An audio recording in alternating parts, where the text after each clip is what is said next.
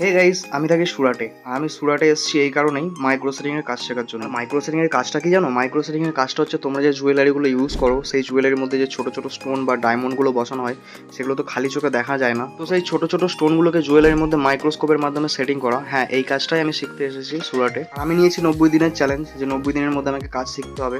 তার মধ্যে আজকে 39 ডেজ হচ্ছে। তো আজকে সকালে দোকানে আসার পর আমার মালিক আমাকে এই রিংটা দেয়, আর একটা রিং দিয়েছিল। এই রিংটাই টোটাল 3টে কালারের পাথর বসবে। আর আরেকটা রিং দিয়েছে, এই রিংটা দেখো অনেকটা সেই রানীর মাথায় যে মুকুট থাকে সেই মুকুটের মতো লাগছে অনেক। চলো রিং দুটোকে কমপ্লিট করার পরে তোমাদেরকে আমি ফাইনাল লুকটা দেখাচ্ছি। আর আজকের কাজটা আমি শুরু করেছিলাম এই রিংটা দিয়ে। তো প্রায় 30 মিনিট মেহনত করার পরে রিংটা আমি কমপ্লিট করি। আর এই রিংটা কমপ্লিট করতে আমার 1 ঘন্টার কাছাকাছি সময় লেগে গেছিলো, কেননা অনেক ছোট ছোট পাথর ছিল এই রিংটার মধ্যে।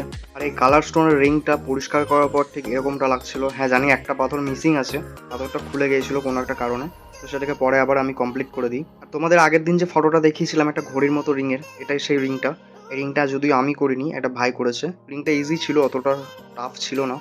তারপর আমাকে এই চশমার পিসগুলো করতে দেওয়া হয়, যদিও কোনো রিং ছিল না, কোনো কাজ ছিল না। তো দেখো একটা পাথর আমি বসিয়েছিলাম। তো তারপরে এরকম আর্জেন্ট কিছু আংটি চলে এলো। আর এই ডিজাইনের আংটিটা তোমরা দেখেছো, আগেও করেছি আমি। প্রচণ্ড ঝঞ্ঝাট এই রিংটা করতে, কিন্তু দেখতে দারুণ লাগে, অনেকটা টাইম লাগে রিংটা করতে।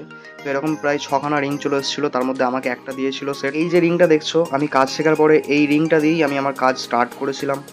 তো ফাইনালি অনেকটা টাইম স্পেন্ড করার পরে এই রিংটাও আমি কমপ্লিট করে দিই। রিংটা দেখো কীরকম লাগছে, যদিও এখন অতটা ভালো লাগছে না, পলিশ করার পরে আরও সুন্দর লাগবে। তো তোমরা কিন্তু ভিডিওটা অবশ্যই একটা লাইক করে দিও, চ্যানেলটা সাবস্ক্রাইব করে দিও। বাই।